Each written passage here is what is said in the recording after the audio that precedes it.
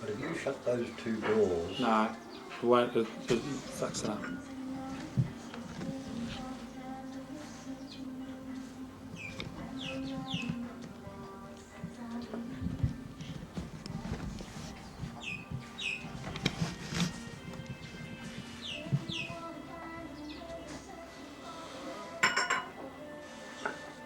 You heard that, did you?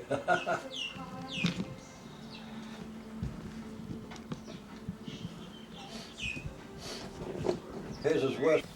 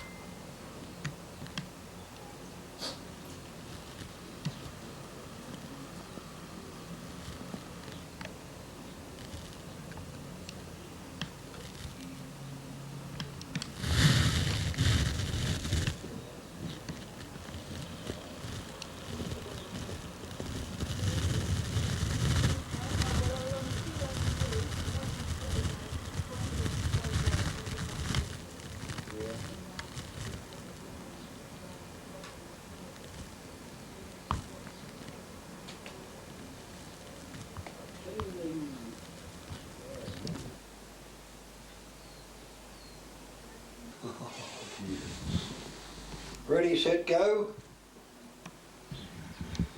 Depends how much you move around. Who, me? Like hell, I might go to sleep. Alright, here we go. Quick and busy. Oh no, I mean don't worry. I mean don't tell it like it's sort of... Around about the 18th of May 1943. You remember exactly the date. I was a sergeant in charge.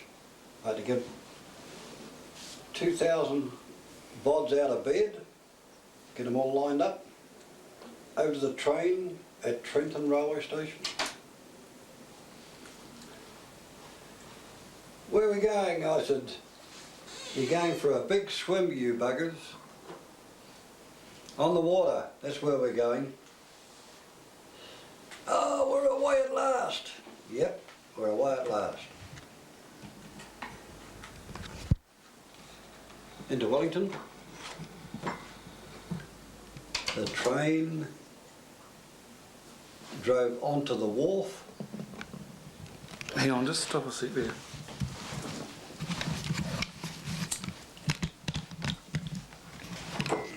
Okay, train drove on. Train drove onto the wharf. We all got off the train, get up the gangplank, onto the Dominion Monarch. Up we go. I looked through all the crowd to see whether I could see Cass, Joe and Mama and them, but no. Stop there. Get away from there. Go on.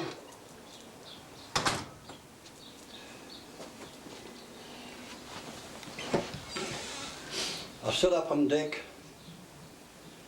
and we sailed out of Wellington Harbour. A beautiful light southerly in Wellington. How did it feel? Did you wish they had come? I felt exhilarated. No, did you wish the family had come? Well, I was a bit disappointed I couldn't find them in the crowd, but I had seen Mum the day before, on the Sunday. Your mum? And she knew that I was going. She says, you're going overseas. I says, oh, we don't know, Mum, we don't know. She says, I know. Well, we both knew. Okay, oh well, give us a cuddle. So I gave her my last cuddle and kiss and took off. All I wanted to do was get on that bloody boat and get cracking. which we did. Now we sailed out of Wellington Harbour, and that boat headed right down the coast. On the outside of the Chatham Islands, and that boat went way down past the southern end of New Zealand. And boy was it cold! Oh my God, all we had were our shorts. From there the boat turned west and headed across south of Tasmania. We carried on for about 2 to 3 weeks, and we arrived at Fremantle in Australia.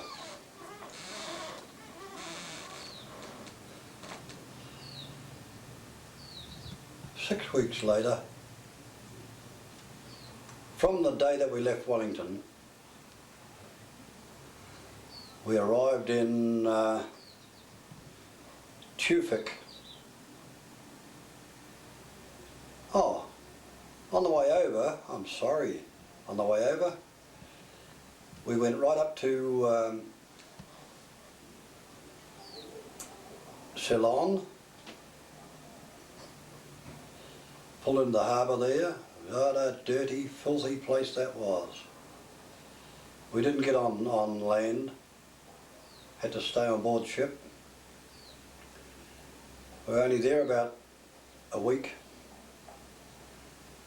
I was fortunate because I was the physical instructor for that whole ship of fellas.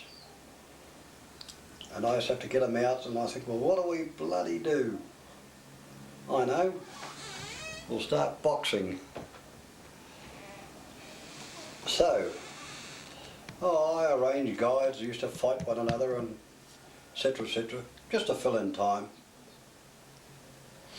Until one goon, a fellow by the name of Sid Webber, who it so happened was born on the same day as me in the bed next to my mother at St Helens Hospital in Wellington. How's that? You know, that's where Ruth was born. Eh? You know, that's where Ruth was born. St Helens, was she? Oh my God. Well... How amazing. So what did this guy... What happened? Webber finished up the senior sergeant, and him and I never got on. But the guy could scrap. So he said to me, "Put the gloves on, Tommy." Because him and I often used to have a spar in Trentham Camp, you see. I said, "Oh," I says, "you rotten cow, Webber." I said, "You know damn well," I said, "I can't beat you."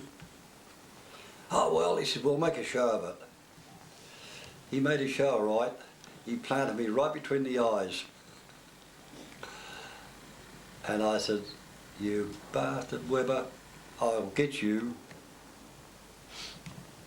So I put my bloody head down and I'm into him. He said, okay, Tommy, okay, Tommy." They all used to call me Tommy. And I says, "Hang on, one more for the road." And I clobbered him fair in the guts, and he says, "You bastard, Thomas." I says, "Gotcha. He who tags last wins." And he said, "I'll get you again yet. I'll tell you something." He tried to, but he missed. Well, anyway, from Ceylon we went to Tufik. On the way through we called into Aden. Only there for one night. Carried on up to Tufik.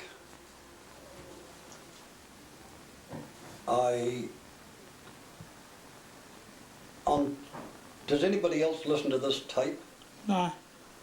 Right.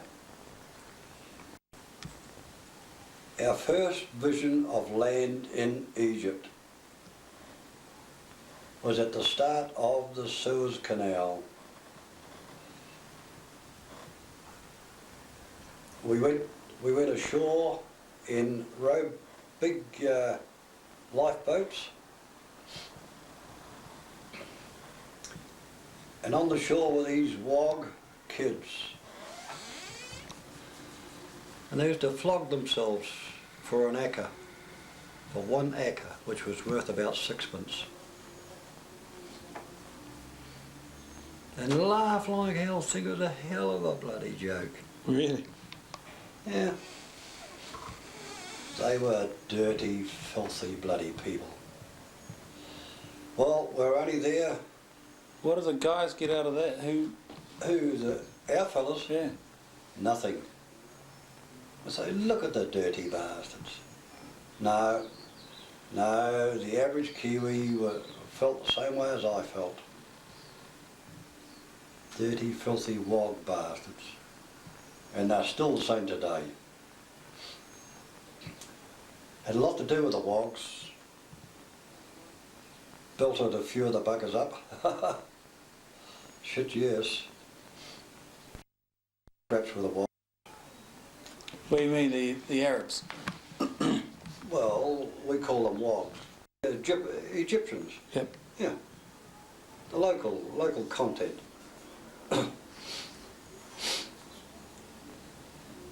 Anyway, they put us straight on trucks and they took us up to a place called Mena, M-E-N-A, which is north of Mardin. That's where the main division was, down in Mardin. We were an echelon which came later. See? I was with the 9th Reinforcement. Some of those guys were the 1st echelon in Egypt. They'd been there for 4 years, some of those poor buggers. Though, at Mena, old Noel stepped into his own again. Sergeant in charge of physical education.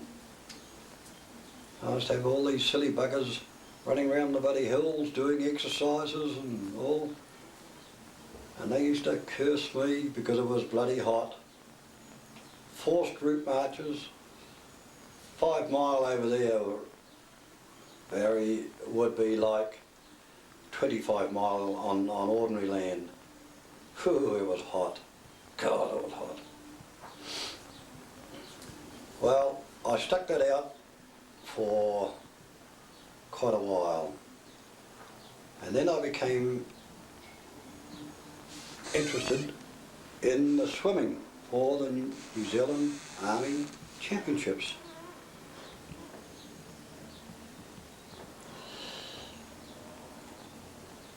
And I used to go out to the Helwan Hospital swimming pool, because that Helwan Hospital was the New Zealand First General Hospital. So they had the complete control of that swimming pool. I used to go out there every morning, swim for 4 or 5 hours, every afternoon swim for 3 or 4 hours. I did that for about a month. And then I went in for some time trials, and even though I say it myself, I'm skiting now, my times were better than anybody else's. So I said, I'm going to piss in here. I was all set to win that, but I picked up a bug in my ear. Oh my God, I've never had an earache like it, ever. Well, the upshot was I finished up in Helwan Hospital for 6 weeks. My eardrum was coming out of my bloody ear. They were going to lance it, and then they changed their minds. But anyway, in the meantime, I went totally deaf. So they kicked me out of the bloody hospital. They said, "You're all right, nothing wrong with you." Sent me back to Mena. Now this one will make you laugh, where I was made chief in charge of the ice cart. It was my job to go out every morning at 2 o'clock in the morning with this bloody big Rio truck, an Italian truck, big thing, fill it up with bloody ice. Big blocks of ice, you know, these big octagonal blocks of ice, and take it back to Mardi and deliver it all round Mardi camp, offices, canteens, etc., etc. And on the way, one part I really enjoyed, on the way, I had to go through, we had a little bit of a jack up with the prison guards. This is where all the boys,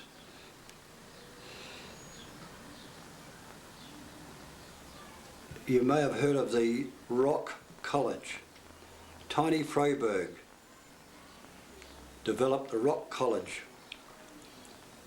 All the naughty boys in the New Zealand Army went to the Rock College, and they built a bloody great rock wall. And that's where they served their time out. 3 months, 6 months, whatever. But on the way around, go out there one day, and here were these guys all hanging onto the wires. They, "Hey, Kiwi, got any spare ice? Just stand away from the bloody fence."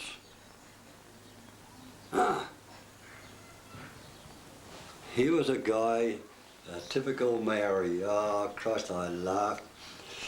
He had to rake the road in. So he had a rake stuck in his belt of his pants, trailing behind him, and he walked round and round and round and round and round. That's how he raked the road. I said, "Good on you, mate. That's how I'd rake it too."